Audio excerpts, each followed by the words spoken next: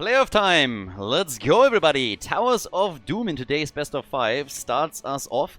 We have the series between RIP and DDX. We're finally in the playoffs. It took a long time. We had basically 3 groups to arrive here. We started with 2 groups, A and B, with 5 teams each. And then we had a last chance qualifier as well. Now we find ourselves in the final bracket, the playoffs. 1,500 euros are on the line here for Eternal Conflict Season number 1. This is, of course, all played out on the new patch. We've been talking about that patch for a long time. We still haven't seen a Vikings game, by the way, on that patch. And now Vikings get banned since we are on Towers of Doom for the first map. But I'm pretty sure that eventually we're going to see them in the playoffs. And that was always one of the questions. When the patch hit, we just entered Group B. So a lot of the top teams are, at this point in time, in the playoffs and haven't played on stream on the new patch yet. So we might still see a couple of pocket strategies there that could be real interesting. We have again that ban on Probius too. This is obviously something that Team RIP has been training with quite a bit. If you remember what happened in Group A, Probius got banned several times against the blue team too. So this is not some kind of like BS ban or something that is coming in here, but this is really designed to ban out a strategy that they've been playing in scrims. We're starting things off with Maiev as a first pick for DDX, and with Dino on the blue team, there's obviously always the question of what exactly are they going to do here. They were one of the teams that played quite a bit of Asmodan when the new patch kicked in, but of course back then everybody was still experimenting. You can make, of course, a good argument that people are still experimenting and have been doing so in a lot of their scrims as well, but the point is that it was still all brand new, and are we really going to see Asmodan again, or are teams moving into a different direction here? So that's something that we're going to see. For now, we have ETC here, and we get Rhaegar. Crankle finally joined us too. He was the only player that we've been waiting for quite some time, and apparently the only excuse was that he was stuck in the bathroom and working diligently there to get back to us as quickly as possible. There's our D.Va pick. Now, for everybody that watched the group stage in the last chance qualifier, you know that when Virgil is playing, you don't ban D.Va against him. He will ban D.Va. He's going to get his D.Va pick, and then they're going to try and have him just like totally ruin the opponent's side lane. And a lot of teams have actually gone over to banning out D.Va specifically to target him here. But in this case, Team RIP feels that they can deal with it, so that's what we're getting. Now, with Muradin also taken, we have now Muradin Stormbolt into Maiev. We can, of course, have that rotation between lanes. Quick reminder, as we've been talking about Asmodan earlier, Asmodan was played by Team RIP on this map a few times too. Now, if you're going up against Maiev and Muradin, that's already a pretty aggressive squad there, so it's questionable if they're going for the same strategy again. But Team RIP wasn't the only team that played Asmodan, and we might even see some other picks here eventually. But for now, this is what we've been waiting for ever since the patch dropped. It gave us a really good idea initially with those groups, what was going on, but now that we're going into the final stage of the tournament, we're going to really crystallize what at least at this point in time is considered by the teams the best plays and the best compositions. Now, over the next couple of weeks and months and new tournaments that are coming up, this might all change, obviously. There's a very good chance that it will, but we've seen some pretty cool plays already, and I expect the same here in the playoffs too. Now, Dehaka is in, and Dehaka is actually a really good point to make here too, because a lot of people, when they read the patch, were like, oh my god, Dehaka is dead. And we have seen a fair amount of globals. Dehaka has been picked a lot, even with that cooldown increase on his Brush Stalker to 4 minutes. Since you can reduce it significantly by picking up those health globes, it's something where decent side laners will be able to make their plays still. So Brightwing is in, we get Junkrat 2, that's a double Overwatch for the red team, for Team DDX. And that leaves us with Cesarbos on Towers of Doom, last but not least. So any kind of shenanigans or just normal play, we get Chromie. Okay, the Chromesters in the house, and we are ready and set for map number 1, everybody. So let's jump straight in. Towers of Doom, DDX going up against Team RIP. Game number 1 in the best of 5 series, and over on the left we have Team RIP with Vasilisco on Rhaegar. We got Dino and Genji. Sven is playing Dehaka for the blue team. Crankle on ETC. And Cesarbos on Chromie. Virgil on D.Va for Team DDX. We got Danazovsky on Brightwing. Yoshiro is playing a Junkrat. And we have Maiev playing on a Smurf account. This should be Papa Smurf, actually. with Maiev, and we have Shizakid on Murden. So, let's get the game going and see which team is able to take the lead in all of this. Who is going to pull ahead here? This is all in the winner bracket, obviously. We have a winner and a loser's bracket for the final stage of the tournament.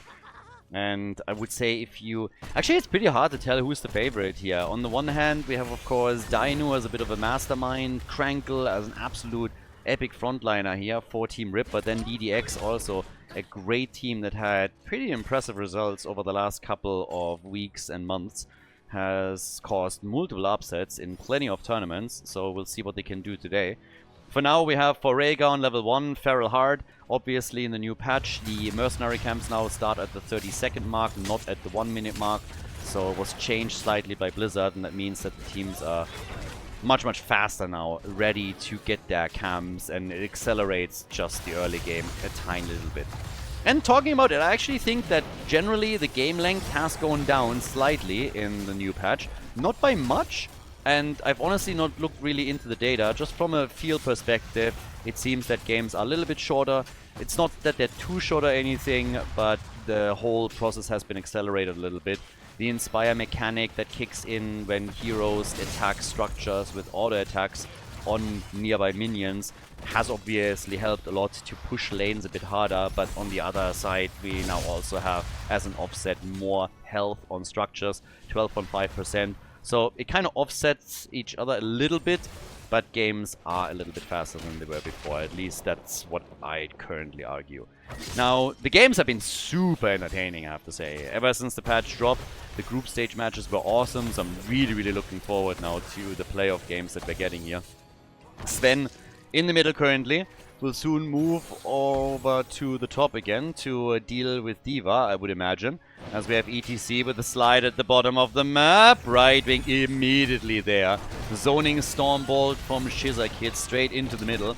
Actually, he might have aimed for that minion. Maybe that minion insulted Murden's mom a little bit earlier and Murden just had enough. Shizakid comes in and just hammers that thing into the ground. But at this point, we have, once again, teams just looking for first blood. Everybody is centering around with their CC. Stage dive, lick from Tong here from the Haka, and then the burst damage behind it. Dino! He has to be careful with Genji. He got targeted pretty heavily here. First altar phase is now up, and we'll see which team is getting 2 out of the 3. Don't think that we're having a situation here in which a team will walk away with 3 altars early on. Level 4, we get the nuclear option for D.Va. Again, Virgil probably the D.Va player in the scene. He's been playing the hero essentially non-stop through this tournament, unless banned, and with pretty decent success too.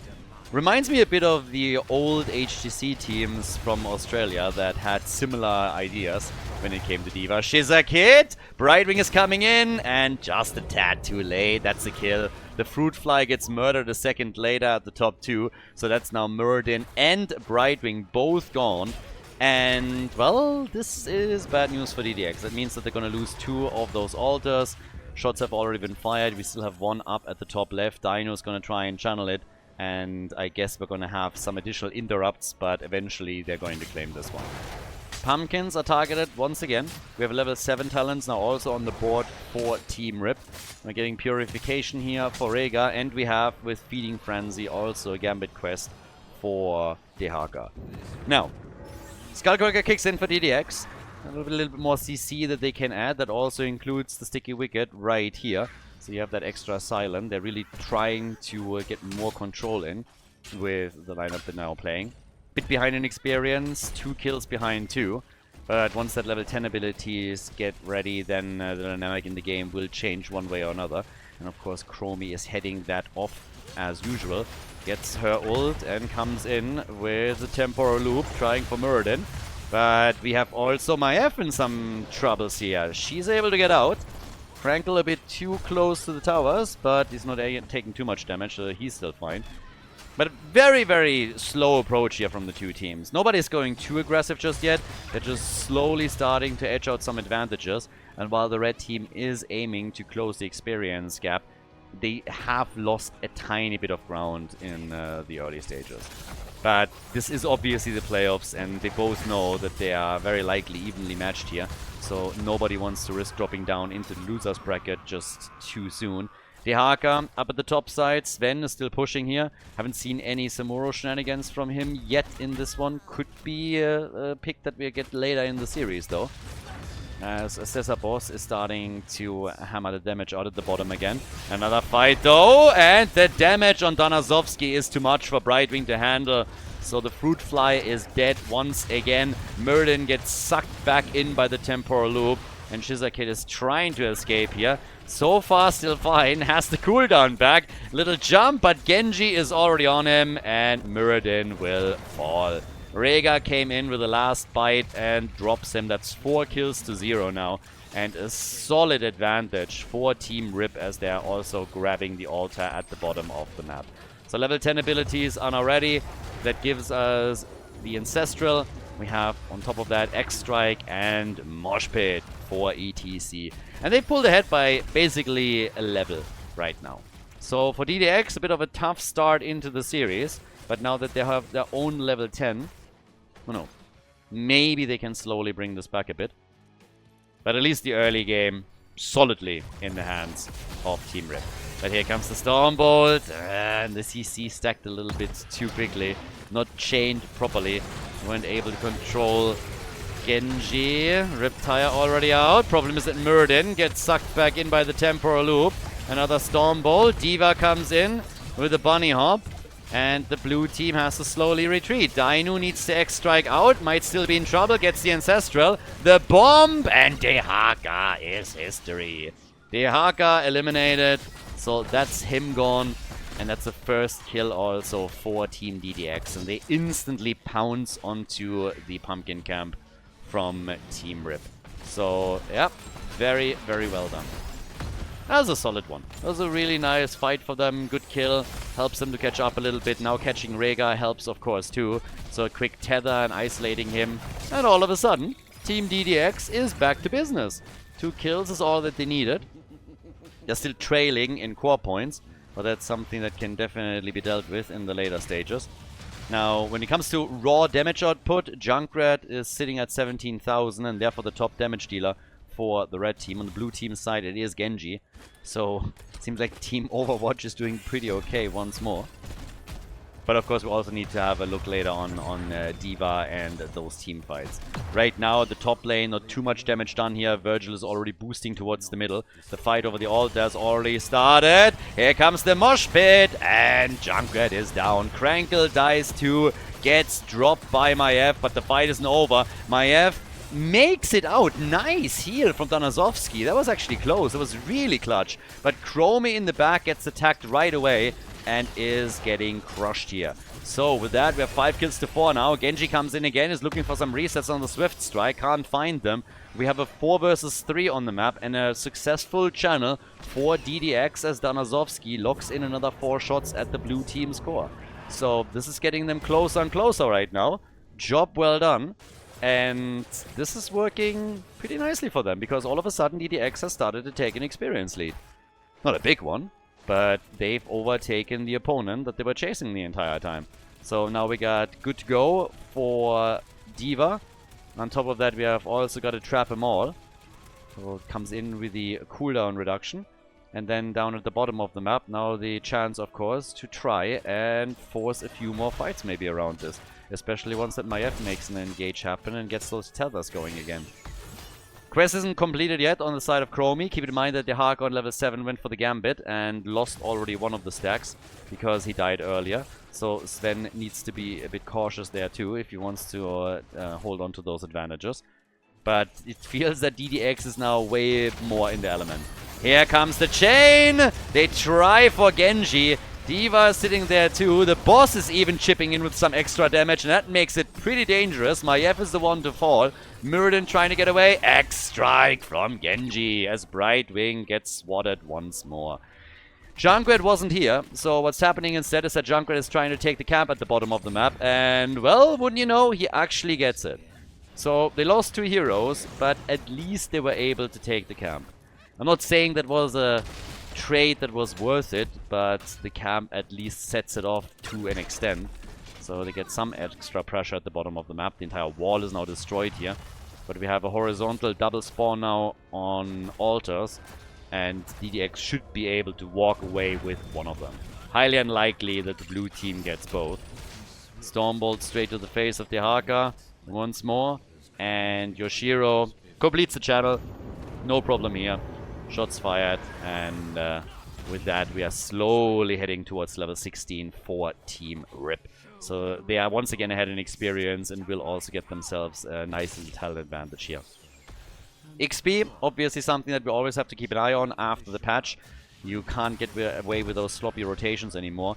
The reduction in the time that experience globes are on the map, essentially the small globes have now been removed, definitely makes a difference, and the blue team is taking advantage of it. Yoshiro, again, low, but still alive, and Junkrat makes it out. The blue team throws everything against him, not able to get the kill. Now the Riptire is out. Genji and Rega are getting attacked, and they're trying to get the hits, but they just can't take him down. Yeah, the Haga at the top has at least taken out the Diva, but not the pilot itself, only the mech. But it's really noteworthy that on the minion experience, the blue team has taken the lead. Now, hero experience is obviously exceeding that number even further, adding another 3,000 to the discrepancy. But now both of the teams on level 16. Top side, still Diva against the Haka. And the Haka is getting some pretty good clear in, and it starts to pressure that lane much more. The next triple altar phase is already coming up, and now 11-12 minutes into the game, with 8 kills to 4. And the mech is getting killed again. The pilot might also be in trouble. Brightwing to the rescue as another tether hits, and that's the end of ETC. Krankle is gone. The disc is out. They might have a shot at going for Genji, but the Stormbolt is a second too early. Doesn't connect with Genji. And Chromie is still firing away from the back. Doing more and more damage here and just keeping them at bay. Yeah, with the triple altar phase up, they should... Ooh, they might get another kill here. The Haka could be in trouble. They want Sven. The Stormbolt connects. Where's the damage when you need it? Here comes Diva and... Sorry, Maiev. And that's a kill. So they get the Haka. And that's actually pretty big because for multiple reasons. First of all, it removes another Gambit stack of his level 7 talent. Second of all, it guarantees them the altar at the bottom of the map. And therefore, they will draw even with the opponent on stacks. Or at least so I thought. But I have to say that Dino is pretty annoying here. And so is Diva. They're taking, of course, sorry, Chromie and Diva, yeah, both are annoying. But they're taking the next camp. Shots are fired regardless. It's 20 points to 20. So our first game in the best of 5 series is already, right from the start, a bit of a banger. So looking pretty good here. Nice back and forth. I like it. Lots of damage now also at the bot lane structures, targeting that bell tower of the blue team. The raw damage on the red team side coming mostly from Maiev at this point with 28,000. That's something that even Junkrat can't quite keep up with. He's sitting at 27k. Whereas over on the right side, interestingly enough, the only hero that hasn't died yet, not only on the blue team, but in the entire game, is Genji. Is Dino. And he has the top damage by far with 52,000. So he's way ahead of anyone else here. So 8 kills to 6. Still pressure at the bottom of the map, and the pumpkins now slowly moving through. We have the Haka up at the top, going for the next camp here, and Genji is also lingering around just to make sure that if there is some contest from Diva, that Genji can help out, and that's exactly what we're going to see in a second. So there's the drag. They're trying to make their play. Brightwing is coming in, so they actually want to fight for this. And it seems like they're able to take it. They pop the ult, get the camp, and now they have the disc on the Haka and potentially kill. The tether is ready. Murden missed the Stormbolt, but they're still swarming Sven at this point. The problem is Junkrat dies in the middle because he essentially fell to a gank of the blue team. So they just exchange kills. The downside for the Haka is that, well, the Haka now is completely... The Haka is completely without stacks on his level 7. Self-Ancestral, and it's a party! Shake it, baby! There's the Mosh from ETC. Muradin pops his avatar in the last second possible, gets sucked back in, and dies to Chromie. They get the disc out on Genji, but a tad too late. They didn't lose the pilot, they didn't lose Diva though, but we have a double altar now up, and Cesarbos is already channeling at the bottom of the map. So an easy move by him down to the bot lane, getting the first channel for the team, and as you can imagine, they won't be able to grab this one either. Top side, this is where the red team just pushed things out a bit. 15 minutes into the game, we are approaching level 20. But after DDX came back and Team Rip essentially lost all of the advantages that they were holding earlier, they're now pulling ahead in points on the core again, and will also get an early level 20. Now, can they really do anything with that early Storm talent? It's a bit questionable, honestly. I don't think that we're going to have an Altar spawn in time. Best case scenario, they can push for a structure, maybe get a bell tower, but I would say even that is a bit question mark. Now with level 20 we get Farsia's Blessing, we get the Living Weapon, we have the Tour Bus for ETC. Basically mostly upgrades that we're getting on our ults. But the blue team is now not the only team that has Storm talents. The red team is about to catch up. And then we'll see what we're getting. Muradin probably with Rewind, I would assume. We have already for D.Va Stop and Pop. So a bit of a duration increase right there. And Muradin actually went, yeah, Rewind as you would expect. Next attack already happening. Seems like at least Virgil is having some fun with his D.Va plays. The Riptire is coming out too. Has to get a connect there, and boom, gets one easy hit in. Now having obviously the extra oomph, the cooldown reduction is really, really nice. That's always an awesome thing that you can use, so you can throw that out a lot more often and regularly during these fights. But the red team is now instantly starting to become aggressive. They're trying for Genji. They want to finally make that first death on Dino happen. Shiza Kid is jumping out. Disc on ETC was also used. Lots of ults actually dropped by DDX in that last fight, whereas Team Rip has essentially not used any of them. But there's the fight again, and ETC. He's killed, taken out, and that is a bit awkward because now the double altar is up, and that could actually allow DDX to not pull ahead again, but draw even with the opponent. They try again for Dino. X strike, Stormbolt, and there's the Farsia's Blessing to save Genji. But that fight is not going the red team's way now. Those were some really clutch abilities that were used by Team Rip, and they might get the kill. But Rhaegar is down. That's a sustain gone. Genji's looking for kills, gets discs, Stormbolt on cooldown, but there will be the silence, and Genji is dead. Genji is gone. D.Va is celebrating at this point and is very, very happy over here. So they're gonna get the second channel as well. D.Va definitely overdoing it slightly. And this is gonna be another kill, isn't it? They're gonna go for Chromie, and it's an explosion kill. First the D.Va explosion, then the Riptire. They can try and go for bell towers here. You have to attack structures to activate the Inspire mechanic, which kicks in, and that's already tons of damage on the bell tower in the middle. Junkrat is taking care of the bot lane. D.Va is split up towards the top. They're attacking 3 lanes at once now, all in the pursuit of taking control over several bell towers here. They didn't go for the boss. Instead, we have camps being targeted. Brightwing is now helping out, but I'm not so sure if that was the smartest move there. The mosh pit is in. Tour Bus. Brightwing is already gone. And that always is a little bit of a sucky spot to be in when your support is gone and you don't have sustain.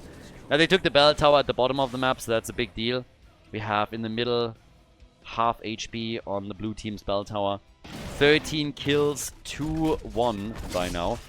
Genji has died once, but still top damage in the game with 81,000. Nice disc on Genji, and they still take the pumpkins. That was actually important.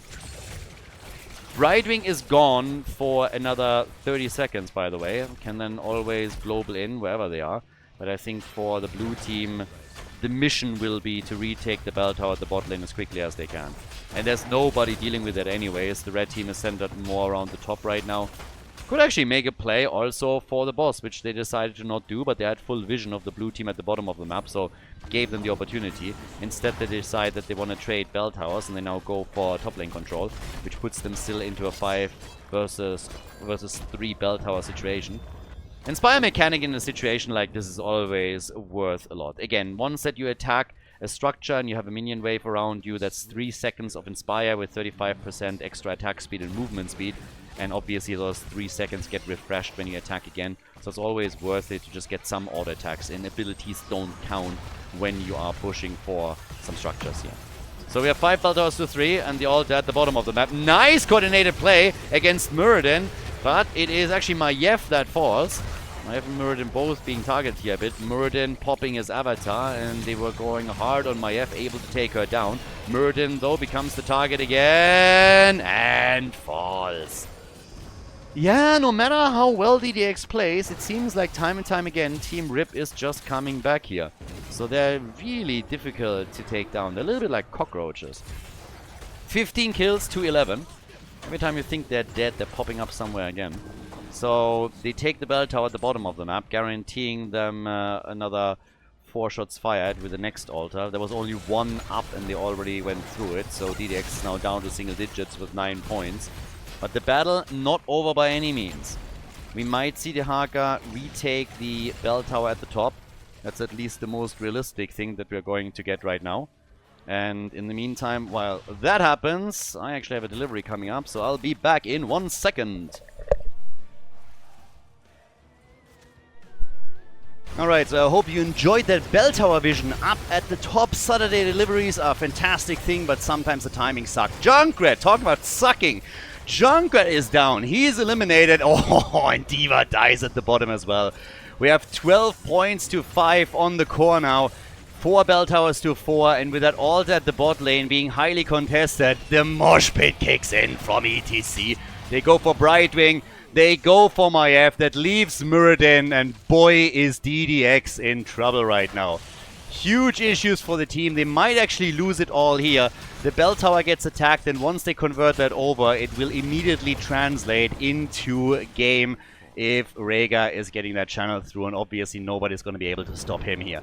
So it is, at the end of the day, really Team Rip that makes it happen. DDX loses on Towers of Doom, the first map in the best of 5. GG. We're going to head in game number 2 in a second. Guys, if you enjoy the content, if you like the coverage here, please subscribe to the channel and like the video. It really helps to spread the videos to people that were interested in Heroes of the Storm in the past and might rejoin the game. So spread the love a little bit, help to promote the games here, like and subscribe, and I hope that you enjoy the rest of the series. Alright, map number 2. Here we are, Sky Temple. Rip has taken the lead. Apologies for the delivery that happened at the end of the last game. We didn't really miss anything. I will probably at this point have edited out that small break. All that happened during is that the boss was taken, everything else was still caught. I'm actually fairly happy that Amazon delivers. In Spain, by the way, Amazon here is amazing. They usually call ahead and they are fantastic and extremely reliable. So from all of the delivery services that we have here, this is by far my favorite. And yeah, the problem is that when they come on a Saturday, they usually come late in the day. And since the tournaments already start, sometimes this happens. But, well, it is what it is. I'm starting to really hate, by the way, this Probius ban. I don't know what you guys think about this, but we don't really have any draft rules for the game here. But they just keep banning Probius because Team Rip has played a Probius strategy several times in scrims that DDX just doesn't want to face. It's just what it is. And so they are one of the teams that whenever they face off against Team Rip keep banning out Probius, and I'm not a fan. I absolutely hate it. It's annoying as hell.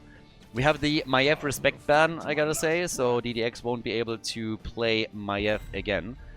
But with Sky Temple being the map, I am really curious if we're gonna see some cheesy strategies at some point by the blue team, because if anybody now busts out some of those weirdo picks, it would probably be them. D.Va wasn't banned, so yeah, there is a high chance that Virgil comes in and says, you know what, D.Va is open again, I'll pick her once more. But this is also a map where we oftentimes see globals being played. This, by the way, is already ringing alarm bells for me personally. I expected after the patch drop to see Sylvanas even more often than before. Dino in the past has done a lot of side lane pushing with Sylvanas, and you now find yourself in a position that when your opponent doesn't react to it immediately, you get more value out of those Sylvanas split push strategies. And Dino is currently trying to use that, I would assume. D.Va gets taken again. As I said before, Virgil, you don't ban him out, he is gonna go for D.Va. Crankle on ETC, second time in a row, but the front line has changed up slightly for DDX now that they're going for Garrosh. I am very intrigued, though, what we could get from, let's say, Sven here. Now, to be totally fair with you, what I want to see eventually Doesn't have to be today, but I would love to see some cheesy Abathur plus Samuro plays again. That would be amazing. If we're going to get that or not, that's a very different question, but it would be a lot of fun. Now, in addition to that, we have Hanzo banned out. Dehaka gets banned. Already addressed him a bit earlier as a global. You, of course, still have Falstad around. Brightwing is available. You could go Stage Dive with ETC. That's another option, too. But, yeah, time will tell. For now, though, what do we get for our double pick here? I suppose that Cesapos is going to be the one that picks late. I personally can't help myself. I want to see something like an Asmodan pick eventually again. It would be fun. I would love for Asmodan to be a niche meta pick. Not every game, not every series, but if it was that niche meta pick that you could actually go for, that would be incredible. We get Zul though. Zul has seen a little bit more play now. The wave clear allows him to rotate between the lanes obviously so much faster, and with the experience globe change, it makes a lot of sense for people to try and take advantage of that more. We have Falstad and we get Alarak. So Alarak, again, has had some really interesting games in this tournament. He's always a little bit hit or miss. If you kill him a lot and he loses sadism stacks, then that can be a big problem. But there's a lot of utility that comes with an Alarak pick, and then the damage output that he can theoretically push out too is also pretty amazing. Now, with this, we have our final pick, Cesapos on Sky Temple, and the weapon of choice is Medivh. Nice, I like it. We get a Medivh play for our second map. So guys, let's get ready. We go to Sky Temple and we have Team Rip once again up against DDX. The blue team has taken the lead, everybody. We have Team Rip with a 1-0 in the best of 5. Over on the left side now, Vasilisco with Malfurion. We have Dainu on Sylvanas. Krankle is playing ETC. We got Sven on Zul. Cesapos is playing Medivh. And over on the right side, we have Shizakid rocking it on Garrosh right now for the red team. Danozovsky is playing Rhaegar. We have, in addition to that, also now Virgil on Diva once again. Papa Smurf is playing Alarak and Yoshiro is playing Falstad. So, with that, we have stacks on level 1 for Sylvanas, Unfurling Shadows. First I had Diva stuck in my head, then I had Bala stuck in my head. I was like, where did you two come from just now? It's basically I went from Hoodie Girl to Diva, and then finally we locked in Sylvanas there. So brain executable didn't probably work there. But the one that we really have to watch out for is Medivh, obviously. So Medivh is going to be pretty fun, because we'll first of all keep an eye out for his baseline stacks. Also with Medivh you can counter a lot of the plays that we potentially see from heroes like Garrosh or also Alarak on the other side. And Alarak has now come in on level 1 with overwhelming power, so we're not going to get a lightning stack build for him. But when it comes to stacks, that Sylvanas choice is an interesting one as well. And I personally want to see if Dino is now going for the side lane push plays that we would expect from him, considering that they've done this also earlier. We again have Shakla on level 1 for Zul. He has appeared a bit more often after the patch, and the reasons are quite obvious. Again, if you missed it, experience globes now don't last as long as previously. Essentially what has happened is that Blizzard removed the small experience globes completely, so you have to be more diligent with how you rotate between the lanes in order to lock your experience in. And Zul has the wave clear to make that happen and rotate between the lanes with ease. Great kill by Team DDX, and that is enhancing that push at the top even further. So that was actually big. They early on took their mercenary camp, the opponent didn't, and now that they got the kill against the front line, they can take the entire wall down, and that's a massive step in the early game on Sky Temple. So this is pretty big. Now keep in mind that the map itself hasn't really seen any changes, but since all of the structures are now stronger, they have more hit points, 12.5% more health, that means that the individual shots on the temples are a little bit weaker. I don't think those have been adjusted, at least I haven't read anything to the contrary. So essentially the objective is a little bit weaker when it attacks structures now directly. Doesn't really make too much of a difference though, it's still the same pattern. If you are able to pull ahead structurally and then you trade the objective with your opponent, one temple each for example, you will eventually start to take down the core pretty quickly and have a fantastic game here. So there's going to be a lot of action around those temples, and teams will try to just snowball this on the structure level. That kill attempt by the red team didn't work out. Shizakid is now very, very low, and whoa, he makes it in time. Yeah, that range was clutch. That could have been a very rude awakening for the red team. If they lose their tank there, they would have probably lost most of the shots on the 2 temples. Talking about losing things, Zul at the bottom of the map is not only losing a lot of hit points, but also his life. The ragdoll is getting kicked around pretty aggressively. Medivh was not able to save him, but as the red team moved down to make a play there, top side, they forced D.Va off the point. We have level 7 now available for DDX. So they're still in a great spot here, and this topside fort, for example, is very low. And look at what Falstad is now doing. I don't like that at all. Okay, I don't like what Yoshiro did here at all. He should have attacked the structures once. I don't think there was any downside in getting a single auto attack in and triggering the Inspire buff for at least 3 seconds. Then in and of itself is not going to win them the game or anything here. But Falstad died anyways. Gets kicked around by his teammates too, and for very good reason. So staying at the bot lane for just half a second longer to get one auto attack in, or even just push for the structure, might have been the better play in that situation. Either way, the top side fort for Team Rip is gone. We have mad aggression in the middle on the other hand, as Sven is now pushing in, and that is a fully inspired minion wave, which is guaranteeing more damage here. D.Va with the explosion is trying to prevent the worst from happening, and actually saves the fort. Saved the fort, but the attack from the top is still coming as the blue team was hoping to push in. Couldn't quite, so structures are still standing there, but eventually this one is of course going to be taken out.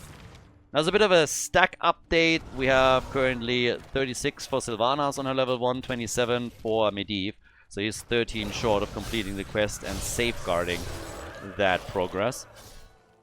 Level 8 for both teams now. We're 5 minutes into the game, and more focus on mercenaries now once again from DDX, as they can also take the top. They really have to keep somebody in the middle though, because whenever we see this, actually at this point, I mean, one ranged auto attack and that fort is gone. So would have loved for them to be a bit more watchful when it came to the mid lane pressure plays. But the blue team is now going to grab it. Down at the bottom of the map though, we could see an attack there, but Yoshiro is a bit weary since he knows that there will be a rotation from the middle, and Sylvanas is already here. Is popping possession real quickly and then trying to take those siege giants down as quickly as she can. We have level 10 any moment now for DDX, and the temple at the bottom of the map is about to activate. Small advantage for the red team. Half a level ahead, and maybe they can make a play with those early storm talents. Well, heroic abilities. Storm talents would be a bit early. Counter-Strike is in. And we have also, again, the bunny hop for D.Va. So, all the way up at the top, our 1v1 is now established between Zul and D.Va, as they are both pushing. But at the bottom of the map, it's easy pickings, at least in the early stages of the temple, for Garrosh. Big pressure at the top, though. Falstad could gust and buy a little bit of time, but they're going to lose not only D.Va, they're going to lose that fort for sure. And Falstad decided that it's actually a pretty bad idea, and he's like, you know what, I don't really want to be there, so how about I just move back? Teams are now both on level 10. Yoshiro is being chased by Krankle.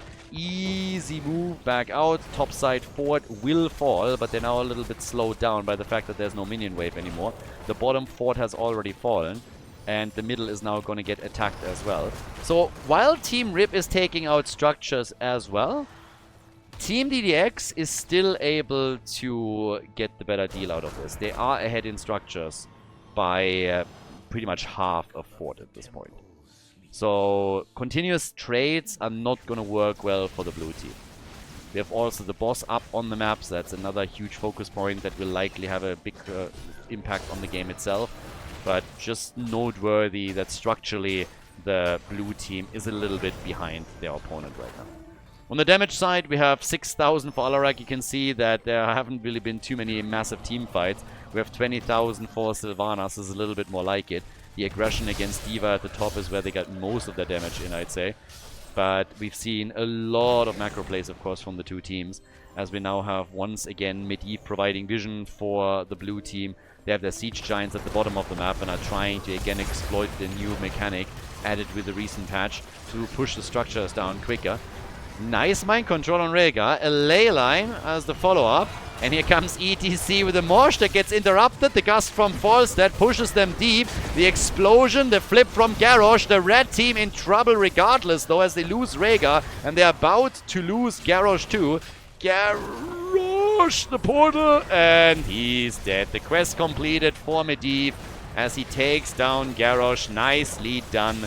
They go again for Yoshiro here and try and push him back. But that's a mad move from the blue team. Big aggression at the bot lane now. Diving underneath the fort, which of course doesn't prioritize heroes that attack any longer since the patch was added. So now we have 4 kills to 2, level 13, and they steal the opponent's siege giants away. Not that thirsty that they're going to go for the boss immediately. Their timers are low, so that would have been a bit of a risk considering that the temples are also activating. But yeah, we'll see how much the red team can now do, because they certainly have to take the momentum back a little bit. They've lost their advantage and Team Rip is now ahead in experience. It doesn't translate into a talent advantage just now. Indomitable kicking in from Shizakid as Garrosh makes sure that he doesn't get mind controlled by Sylvanas. We have the first few shots fired, and by now the blue team is ahead in structures. Falstad is saying hello too, so it's a full 5 versus 4 actually in the middle of the map, since Zul isn't here yet, but he's making his way over, so he definitely wants to contribute a bit. 110 sadism for Alarak. D.Va with a bunny hop already, trying to take the skeleton mages out too. Quest completed for Garrosh, but the red team is still getting pushed back. So more shots fired for the blue team, and that softens up the entire wall in the middle, takes it out, and will damage the keep. So there's a temple at the bottom of the map, and the red team has rotated down there, but very, very late. So plenty of time for Team Rip to get the completion of the objective in the middle, and then see what they can do at the bottom of the map. ETC still sitting around here as all of the vision is granted by Sessa boss. Quick look also at the experience distribution. Shows quite clearly that the blue team again has the advantage on minion XP. Not even speak about hero experience here, where they're of course massively ahead. But we have that temple at the bottom of the map still up for grabs. So the teams are slowly rotating down and trying to play for position here. And Zul's wave clear is just absurd at this point. 81,000 from him. Falstad has a lot too, but Zul just coming through there, and then with machine gun scythe hits is able to burst entire waves down. Talking about the waves, the ley line is in. Here comes Rhaegar. They try the explosion again from D.Va and at least connect with Sven a little bit. But there's also Sylvanas. She gets the damage out. They're trying to make a play for Malfurion, who pops this ult to try and stay alive. Mosh pit in the back. ETC is a bit low. Falstad gets away. Portal plays from Medivh all along as Shizakid gets targeted again. But Sven is also in a bit of trouble. Gets a shield from Medivh, and Rhaegar is the first one to fall. And that could start the cascade here. They're going for Garrosh. They drop him too. Falstad made it out, but the rest of the team is not quite in the clear yet. Alarak gets targeted and completely locked down by a stun and root, and that drops him. All of the sadism gone for Alarak now. That means that they are in a perfect spot to go for damage at the bottom of the map. And again, the reminder. This is all happening with the bottom temple still being up. Having the advantage in talents helps Team Rip, of course, as well. It's 7 kills to 2. They have some Inspire minions here as well. They can take the bottom keep out. Zul is already making his way slowly over towards the temple. And once that the shots are fired from the bot lane, this keep in the middle is also going to fall. So a massive advantage now on structures for the blue team. They have taken absolute control here. They are level ahead. We have Sylvanas on 48,000 damage. Dainu definitely putting his mark onto this game, as they're already moving for additional mercenary camps. So they're looking pretty spectacular here. Really nice moves made by Team Rip, and for DDX, they need to force a team fight. They need to find an opportunity here. More shots fired after the keep in the middle got destroyed. This time it's the top wall that gets targeted first. Medivh obviously is keeping them in the know where exactly the red team is. And it will come down to a boss battle. At some point, DDX will go and start that boss, quite likely, before level 20 happens. The only alternative is that you let your opponent take the Storm Talon, and once that Team Rip has a 20 advantage, they should go for the boss. Unless, of course, there's multiple temples spawning and they can just simply rotate around that. But one of the few ways how DDX could force a fight is make a play for the boss. And to be honest with you, they might have to. And that's exactly what we're seeing right now. And the blue team lets it slide because what they're doing instead is take out the last keep at the top of the map. So, nice positioning by Team Rip. They're just saying, you can take that boss, we really don't care. We're going to take your keep out if you let us. And, well, we'll see how you deal with that. So the boss is taken at the bottom of the map and will do some damage there. Top keep has not been completely destroyed, by the way. Might still fall to the mercenary and minion wave. And even if it doesn't, the next temple is going to eliminate it 100%. But nope, the keep falls. This is the last keep gone. So now the blue team has to defend at the bottom of the map. It shouldn't pose too big of a problem for them, though. Because, again, boss is all alone right now. They're trying to force another engage in the middle. ETC, there's no portal, and he's gone. That's the kill they needed. The ley line came in a bit too late. Alarak gets saved. He's at 109 sadism now. So that kill helped a little bit, but it doesn't change the fact that the red team is one level behind. They need structures, and they're starting with a fort in the mid lane. But how much more can they do? They need those temples. It's 40 seconds until ETC is back. We have 2 heading towards the top, but with not a single structure left on the side of DDX. I mean, let's face it, they're in real trouble here. And some real trouble. So, Yoshiro, he is trying. They're trying to isolate Sylvanas, I suppose. I don't think they can get the kill too easily here. Gust isn't up. If Gust was up, I'm pretty sure they would have tried to get the angle and then take either Sylvanas or maybe even Malfurion out. But that hasn't happened. And now they're trying to go for both of the temples, as they have to. If they don't do that, their core is going to take too much damage. So Virgil is the one sitting at the top, and he's the one that gets attacked first. So, yeah, they're coming in immediately. The shots fired at the bottom of the map from Falsa, that's actually helping them. But level 20 is now available for Team Rip, and that makes the entire team fight scenario, obviously, highly undesirable for DDX. Going up against Storm Talon's not fun unless you have a numbers advantage. Shizakid is trying to create a situation where they can get that, but they're not able to get those kills in. Zul dies though. They're getting Zul after all. Only the mech gets eliminated. Virgil is still alive. The pilot is in play, and they might be able to take this here. Is this going to be a comeback? Are they able to come back into this? This would be insane. 8 kills to 4, but Garrosh falls. Garrosh gets eliminated. Now they go for Alarak. He's low too. Got locked down by a root from Malfurion. And this is the second kill for Team Rip. This is definitely not good news. Rhaegar is gone too.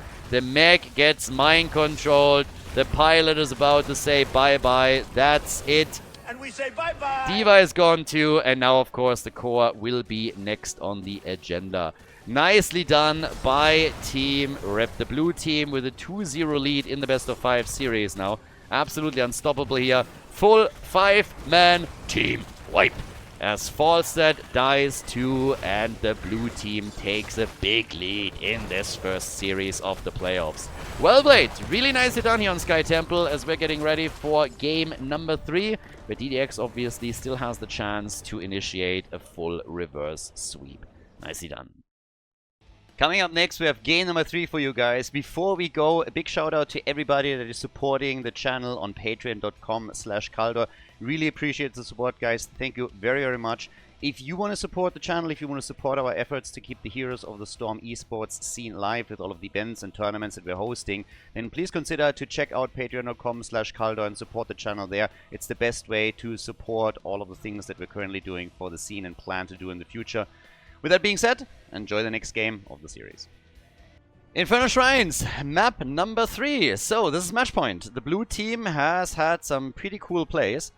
I gotta say, I really like the back and forth between the two teams. The 2-0 score that we have now definitely doesn't do the way that the games play out justice. But Team Rip in the late game seems to be always able to make the right decision or win the essential team fight and then turn it. The play that they made when DDX was attempting to force a fight around the boss was actually pretty cool. Because for DDX, it's obviously a situation where they don't really want to fight on the boss, but they have to. Because if they don't, their opponent is just going to dodge battles until they have level 20. So they went for the boss, but the blue team had already moved towards the top lane and just wanted to go for an exchange.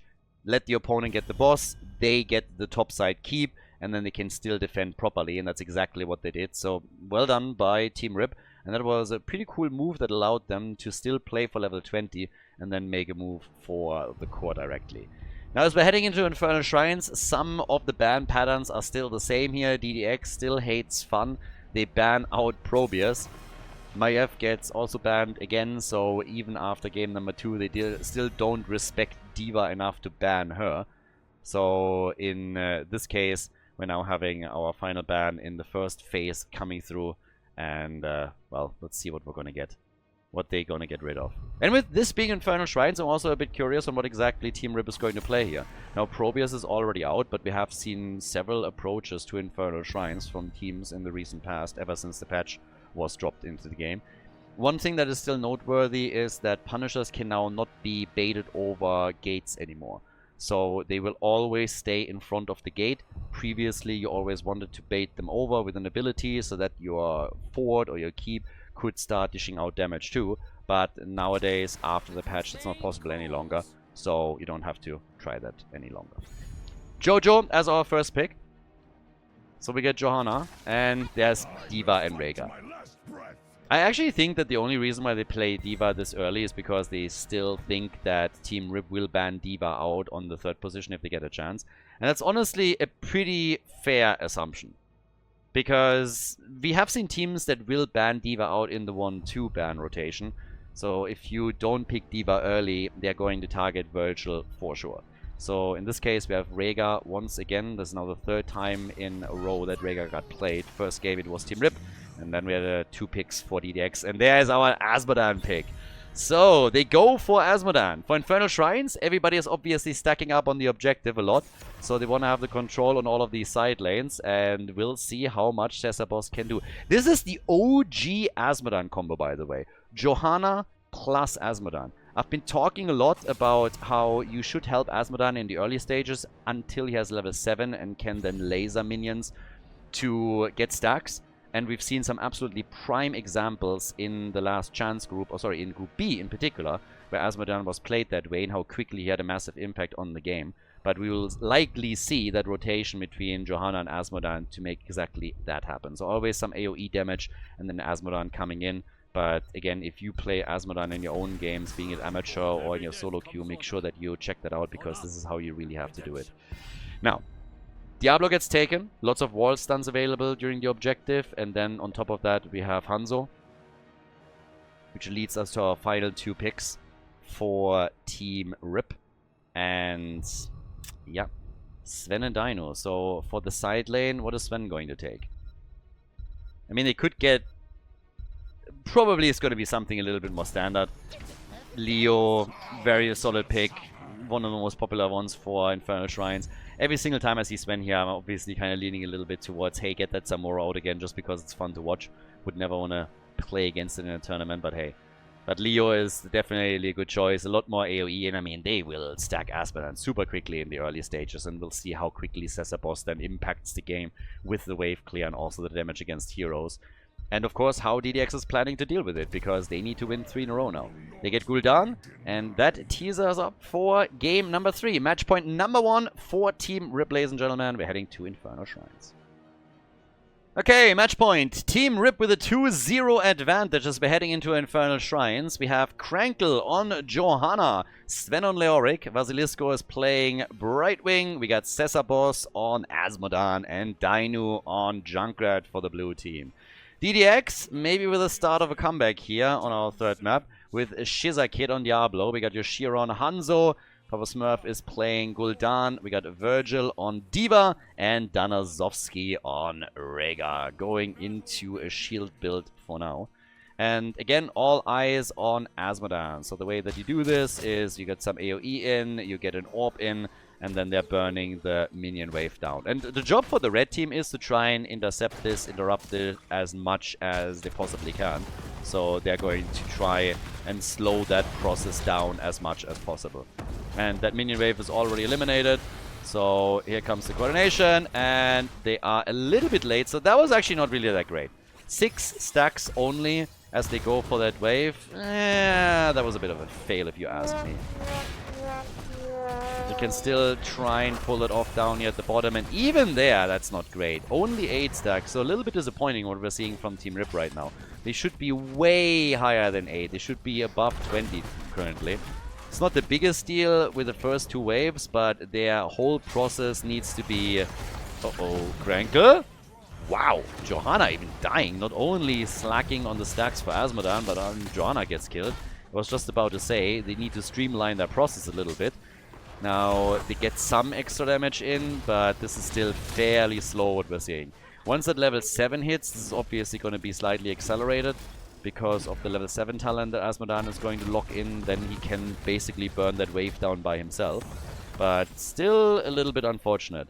Now in the middle, seems like Cesarboss is now getting the assist again, so they're coming in, and this is more like it. So now we're sitting at 30 stacks. This was the combo that we expected, and this worked now way better. But I have to admit that the red team this early on is doing a fantastic job to try to interrupt them and also to shut them down, get some damage in of their own. They nearly destroyed the gate at the bottom of the map, for example. So yeah, they're doing work here. All the way up at the top, next hit coming in, and they are doing well here too. So now we have 46 stacks for Azmodan. He's definitely doing a little bit better. Heading into the Hell-Forged armor right now and utilizing essentially his trait more. Gets a few more hits in as well. We have camps claimed from both teams now slowly as the first objective is going to approach. And once that Azmodan is properly stacked, he's obviously going to be a menace on those shrines. He's going to do fantastic on every single shrine fight that we're going to see here. 64 stacks for now. Again, working towards completion so that they control with the extra damage lanes very, very easily. We haven't really seen a lot of Black Pool plays on level 10 from Azmodan over the last couple of weeks. If anything, it was always Demonic Invasion. And, well, Black Pool was for a time a really popular talent back in the good old days. So, would not mind to see a bit of a revival happen occasionally where teams are trying to make it work. But the push power that you have with Demonic Invasion is just a little bit too impactful to let that slide. So I assume this is the same talent that we're going to get here. Fight already happening. Azmodan could now also help out here, but is starting to make a move down to the bottom of the map. So they're still trying to push these lanes out a bit and going for more split pushing, as the red team is already getting a slight lead. And this is, by the way, how you do this solo. You attack the backline minions, never the frontline minions. That's what your minion wave is for. And then you make your plays there. Attacking structures triggers the Inspire buff, and so he can have more of an impact on this. And the longer the fight lasts in the middle, the better essentially for Azmodan down here, as he's trying to take a few more out and will do significant damage. The rotation is forced now from the middle. Hanzo and Diva are the two that are taking care of it. But you can already tell how much damage Azmodan was able to do here. He also got the team an early level 7 talent with the help of Leoric, who's sitting topside and makes the same play. So they split 2 heroes off, one top, one bottom, and are now using them to break through the structures easily. What they lost is the Punisher in the middle. It's a frozen Punisher, but since the red team is currently busy defending their lanes, they will have an easy time taking the Punisher out. So this was an all-in-all still a decent trade for Team Rip, despite the fact that they lost 2 heroes and lost the Punisher. If you just look at the structural damage right now, Team Rip is clearly ahead. And of course it allowed Azmodan also to get a few more stacks, and scaling is everything for him here. So now that level 7 is ready, that's an easy one. You just come in, get your orb connected, and then you use Master of Destruction to burn the rest of the minion wave out. 98 stacks for him as we speak, and Azmodan again is going to have more and more of an impact here.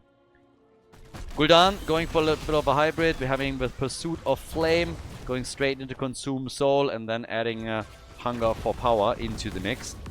Teams are of course now aiming for level 10 abilities, and well, they're also aiming for a couple of sneaky kills. Shizakid with Diablo is bullying people all day long here. I like it. Completes his quest on the baseline, so now he has the extra life that he can proc. But yeah, they're going for the battle once more. And Yoshiro gets hit by Azmodan. They can't get the kill, or can they? Oh my god! He's at under 30 HP as the Orb of Annihilation connects. That could have been a kill for sure. Unfortunately for Team Rip, it didn't work, but it shows how much damage Azmodan can already do this early on. And he's getting himself more and more stacks as we speak, and now also has Demonic Invasion, and could actually proc it, and does, immediately at the bottom of the map. So the red team is zoned away from their bottom fort, and look how much damage they're taking here. They're taking an enormous amount. That thing is down to 50% of its HP, and it costs them absolutely nothing. I mean, nothing. So they easily move away here. Problem for DDX was that they couldn't just rotate down straight because they didn't have level 10 abilities. Weren't able to engage into an even fight with the opponent's team. But already, huge impact from Azmodan here. Currently sitting at only 4,400 damage, by the way. Oh, and that arrow are going absolutely nowhere. So that one is headed straight for Mexico, if the direction's anything to judge it by. Azmodan with mostly siege damage, 61,000. He is going to continue that pattern for as long as he can. And uh-oh, bye-bye Gul'dan. Yep, there's the Poli, and Gul'dan is gone. Wasn't quite why he was moving towards the middle, but Azmodan is helping with the kill. Leo was the one with the final blow. Now they're going for the gates. Take that out as well, and there are more minions that they can, of course, obliterate too. Not like this, though. Azmodan, I mean, he takes the minion wave out, but 138 stacks for the time. Leo against D.Va at the top. Lots of drain going on here too, and Virgil is being pushed back by Sven as he's rocking the Ice Giant skin. Down at the bottom of the map, Jojo is now pushing the lane out too and gets some assist from Azmodan's trade. This is obviously one of the really annoying things when you're playing against Azmodan. It's not only that range that he can really use well and the general wave clear, but having the side lanes pushed by the trade is pretty big and annoying. Allows for a lot of control from Azmodan just in general. And they're now at 146 stacks for the big boy. The objective is spawning at the bottom of the map, and this time we're talking about an Arcane Punisher. So the play is coming as we're seeing the push for Leo. Has to ghost out. Barbecue play already from Diablo. Azmodan with a few more stacks in the push for the bottom fort, and this one is taking damage. Gul'dan is taking care of it, but Rhaegar is gone. Rhaegar got hit hard, gets killed, and now they're trying to clean out the rest. Sven, on the other hand, is also a bit on the low end of his HP pool and has to retreat, but Leo is still fine. In comes the Riptire, and Hanzo gets murdered. Horrify from Gul'dan. The pilot is in trouble, so is Diablo. He falls. At least he had the soul stacks to make it work. But this objective is not going to go to DDX. They grabbed the first one. Gul'dan now down at the bottom of the map as well. Easy pickings for Team Rip as they're now pulling ahead on the objective. And with 40 to 33 stacks, they get the Arcane Punisher. Push through the bottom. In the middle, we have Azmodan already making the move for additional stacks. And currently, he's sitting at 168. So he's getting closer and closer to, at a minimum, complete his level 1 quest.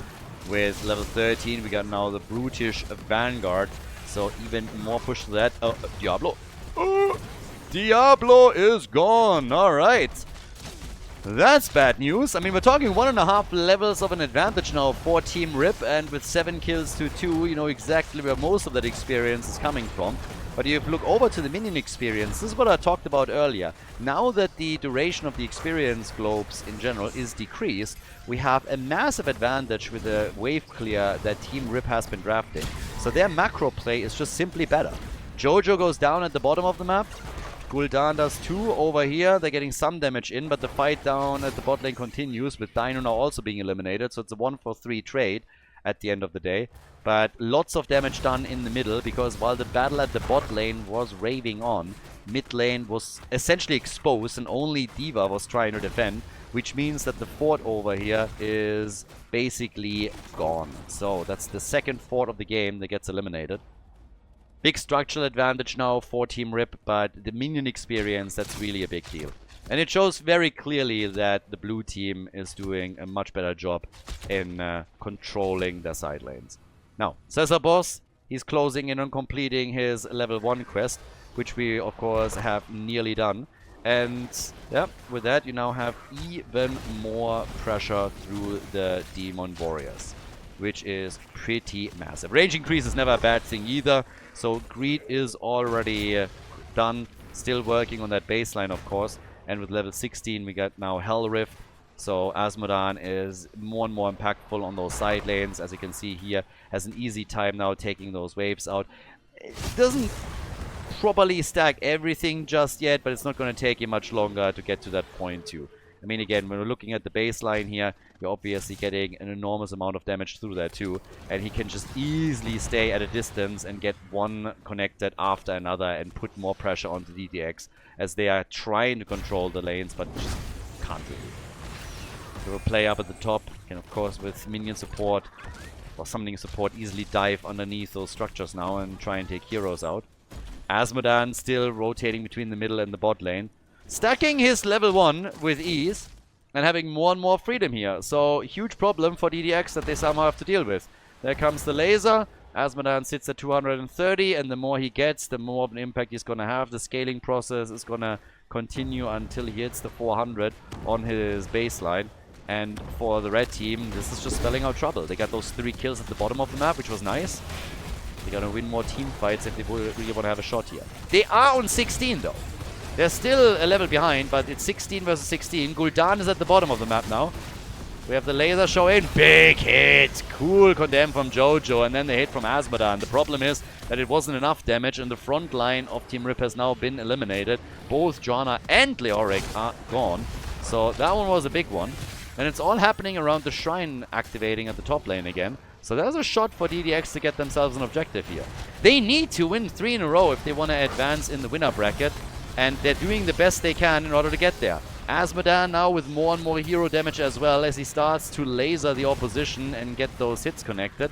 But we have D.Va on the point. Azmodan is getting at least some stacks for the team. He's sitting at 24,000 damage now. 140,000 siege damage, by the way. And while this fight continues, we have Gul'dan pushing on the bot lane. Time and time again, he's been pushing these waves out, but they need him at the top now. And that's why he slowly makes his move up there. Sven has already respawned with Leoric, and Jojo is on her way. But the red team has taken a significant lead on Shrine minions and will get the objective. So this is the chance to push for DDX and finally take a few structures out. They lost 2 of their forts already and haven't eliminated a single one. Azmodan can help a lot here. 260 stacks on the baseline now. It's not only about the minion waves, but he can also apply pressure to the opponent's heroes. So there's the engage from Diablo as they're trying for Azmodan. Big hit point, a big hitbox of course that he can go for. Blessed Shield is out and Tomb gets used. They're trying to pressure them back. A bit more damage from Azmodan, but they have to take down that Punisher, and instead it's Leoric that falls. D.Va is pushing the bot lane, pushing completely solo. So once on structures, Virgil is able to proc, the Inspire buffs on the minion wave, extra attack and movement speed, and they are going to likely take out that bottom fort. Top side has already fallen, as talked about earlier. Right now we have in the middle another push from the red team, and D.Va is just jumping behind the fort, making sure that she's taking the minion wave out here, and they are going to get this 100%. So DDX is catching up. DDX is catching up hard. They want this one.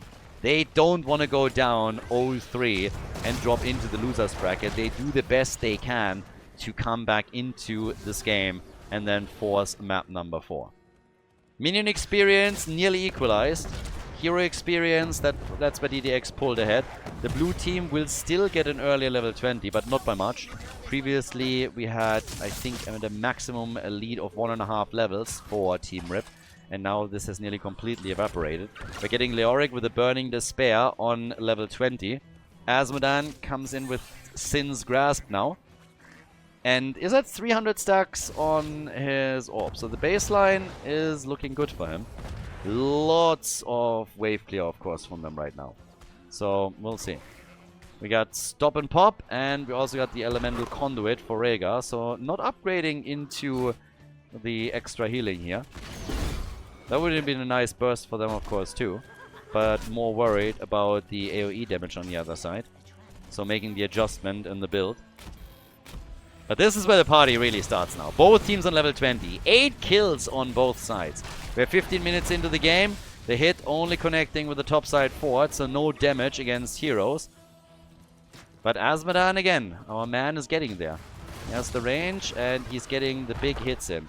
Could be a little bit crisper, honestly, with some of them. I think he could already be completely done with his baseline, but the man's getting there. So next laser show is already coming in, not waiting for the cooldown. Instead using that for the next wave. Bam, straight in the middle. A little bit of structure damage coming with that. big arrow that went absolutely nowhere as the next fight is breaking out in the middle. Riptide is eliminated too. And Azmodan is all alone and has his ult back in 8 seconds. Cesarboss can't wait for the ult cooldown though and has to retreat, so he jumps back out. Azmodan is back to base and the bottom keep has still taken damage. But imagine that situation now with him already having the cooldown at the ready and just dropping the demonic invasion onto the keep. That would have damaged the thing even more and pressured that bot lane. So now that they're going for the next camp, the objective will pop up in 15 seconds. Only one team with a mercenary camp at the top lane though. DDX doesn't have access to theirs currently. Damage output, 64,000 for Junkrat, 50,000 for Hanzo. Azmodan is starting to catch up a little bit. Obviously, he is absolutely running them ragged with his siege damage, but it's also the hero damage that is increasing here. And Azmodan is the only one that hasn't died in this entire game yet. Only one that hasn't fallen yet. That one, clear airball from Azmodan though, wasn't able to connect with anything, but damn, that laser is solid. Here comes the arrow after Diablo's engage. Hellgate and another stun. Cesarboss. Rhaegar is down though. They wanted Azmodan, they couldn't get him. Yoshiro jumped out. Johanna is dead, but Diablo is also in trouble and is likely going to fall. He had his stacks together, so he will be back, and the rest of the team is just popping the fountain at the top. Damage against Hanzo. He needed to be careful there too, but the blue team is mega close to getting themselves another Punisher. Virgil is dropped out of the mech. The pilot, that's fighting as best as they can. Azmodan is controlling the choke points, and the Arcane Punisher has been taken. So, 315 stacks. Azmodan is coming in. The hits against Diablo, and he is getting wrecked. Another big hit from Azmodan, and he just burns down another minion wave, allowing them to break through that wall with ease. Big damage now connected. Azmodan with massive, massive impact here, and especially the side lane performance was of course fantastic. Now they pop the ult, they get everything in on that keep in the middle and they take it out. They want the game, they want the 3-0 victory here, and they might be able to pull it off. But we have DDX with 4 back on the map, Diablo down for another 30 seconds. Could get those hits in and do. 378 stacks now for Azmodan. It might not even be able to complete his baseline, but they're getting the damage in on the core. Core's down to 70%. Rhaegar completing his quest. Azmodan and Leoric both gone. And the Punisher gets killed too. 54%, 53.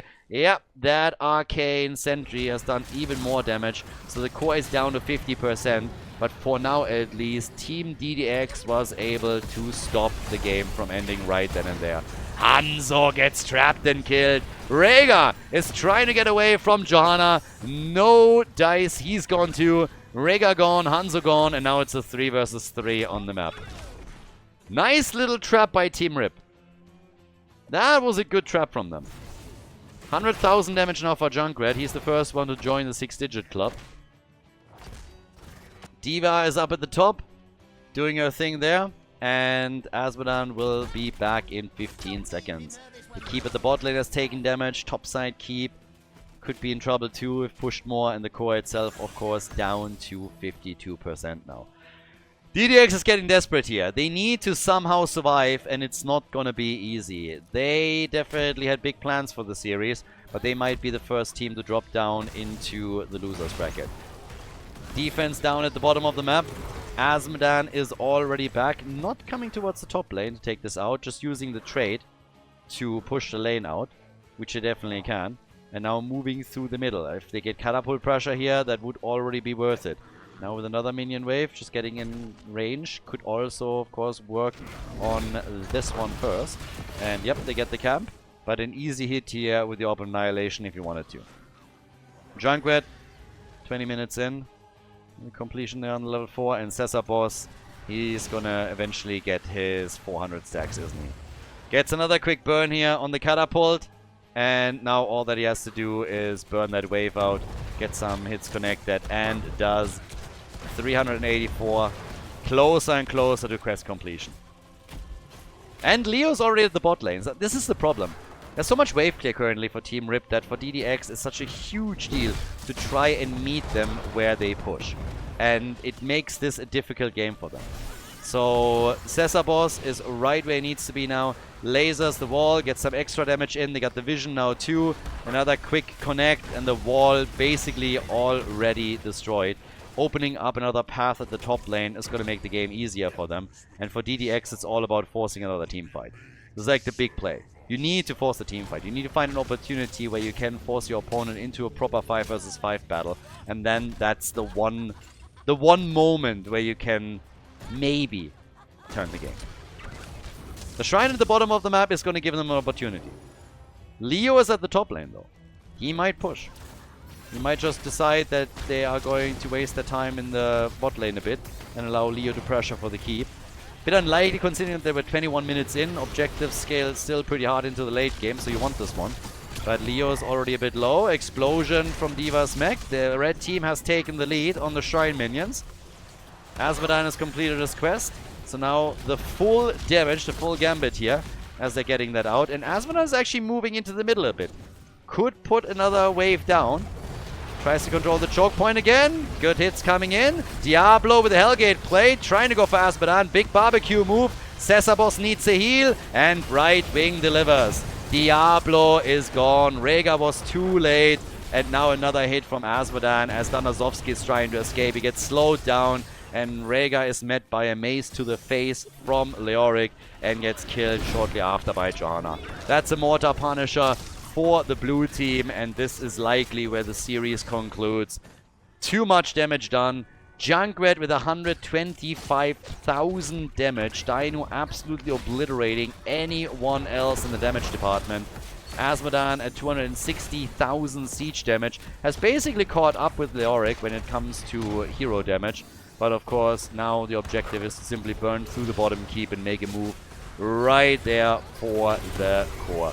Already down to 52%. There's no stopping this barrage any longer. Asmodan takes the bottom keep out. Core is already getting attacked. D.Va is gone. Junkrat dies. And this is the end. Nicely done. Congratulations to Team Rip. They move on to the next round of the winner bracket as DDX drops down into the losers bracket. GG.